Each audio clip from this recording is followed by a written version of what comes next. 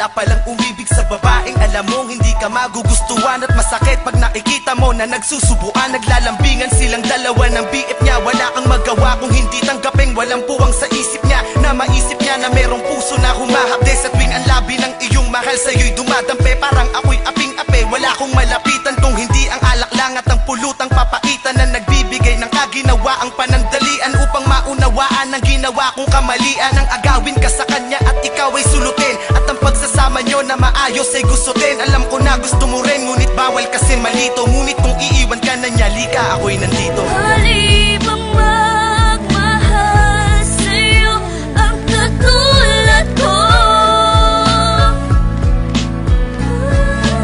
Kahit pa na alam ko may nagmamay-ari sa'yo.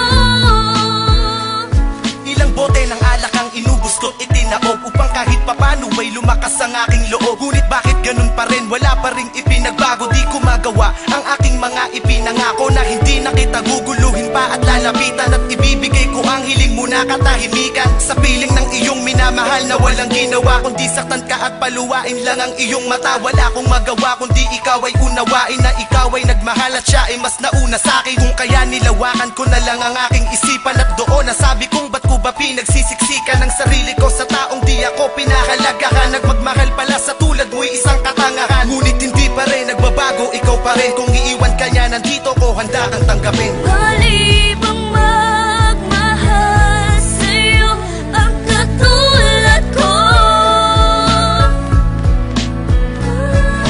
Kahit pa na alam ko may nagmamay-ari sa'yo.